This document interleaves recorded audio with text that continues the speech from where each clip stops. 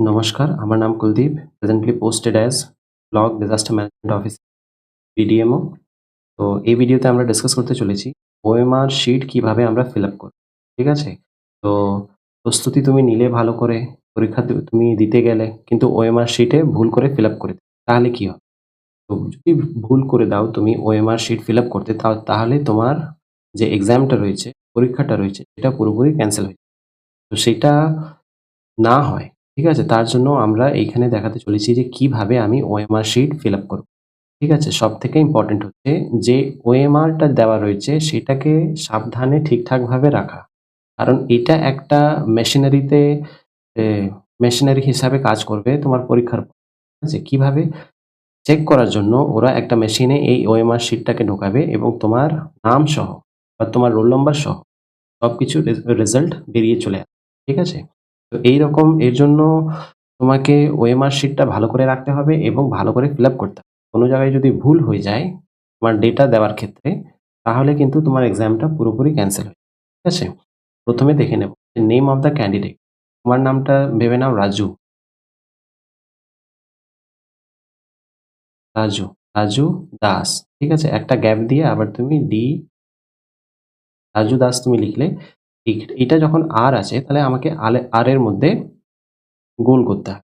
এমনভাবে গোল করতে হবে যেন সেটা পুরোপুরি ফিল আপ হয়। ঠিক আছে? এটাও মাথায় রাখতে হবে যে অন্য জায়গায় যেন না চলে যায়। তারপরে হচ্ছে এ মানে করব।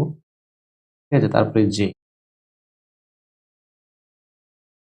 তারপরে ইউ। ঠিক আছে? ৪ টে হয়ে গেল। এবার এখানে যেহেতু তুমি কিছু লেখোনি, মানে তোমার যে সারনেম আছে তার মাঝখানে একটা গ্যাপ দিতে হবে। ঠিক আছে? যদি গ্যাপ যখন তুমি দিয়েছো, গ্যাপের মধ্যে কোনো ফিল আপ করতে হবে। তাহলে এটা হচ্ছে, তারপরে হচ্ছে কি ডি। ডি মানে ডি এর মধ্যে গোল করবে। ঠিক আছে? তারপরে হচ্ছে এ, তারপরে হচ্ছে এস। তো এইভাবে তোমার নামটা ফিল আপ করতে হবে। ঠিক আছে? এবার আমরা দেখে নেব আর কি আছে। তো এখানে আছে রোল নাম্বার। তাহলে রোল নাম্বার একটা আনুমানিক আমরা ধরে নিই 1, 4, জাস্ট ফর এন এক্সাম্পল। তাহলে 1 যদি থাকে তাহলে এখানে 1 এ রাউন্ড করবে, 2 তে রাউন্ড করবে, 3 থাকলে 3 তে রাউন্ড করবে, 4 থাকলে 4 তে রাউন্ড করবে, 5 এ রাউন্ড করবে, 6 এ। ঠিক আছে? এইভাবে তোমার রোল নাম্বার তুমি ফিল আপ করবে। এবার যদি যা ডেট দেওয়া থাকবে, যে দিনে তোমার পরীক্ষা সেই ডেটটা তুমি দিয়ে দেবে। 112024 লিখলাম। ঠিক আছে? যেকোনো এক্সাম, যে পরীক্ষা তুমি দিতে যাবে সেই পরীক্ষার নাম তুমি লিখে দেবে। হতে পারে ক্লার্কশিপ, ঠিক আছে? হতে পারে SSC, ঠিক আছে? যে পরীক্ষা তোমার দেওয়া থাকবে সেটা তুমি এখানে লিখে নেবে। তারপরে হচ্ছে তুমি যদি পরীক্ষা দিতে যাও তাহলে তুমি দেখবে যে তার উত্তর যেটা তোমার বেরোবে সেটাকে তোমাকে গোল করতে হবে। সাপোজ A যদি উত্তর হয় তাহলে A। যদি কোনো কারণে ভুল হয়ে গেল তাহলে সেটা ঠিক করার মানে কোনো উপায় নেই। একবার যেটা হয়ে গেছে মানে হয়ে গেছে। এর জন্য OMR ফিল আপ করার সময় খুব ভাবে সেটাকে ফিল আপ করতে হবে। এখানে একটা এক্সাম্পল ওরা দেখিয়ে দিয়েছে কিভাবে OMR ফিল আপ করতে হবে। এটা বলছে সেটা রং আছে। কোনটা রাইট? ঠিক আছে? এইভাবে তোমাকে OMR ফিল আপ করতে হবে। ঠিক আছে?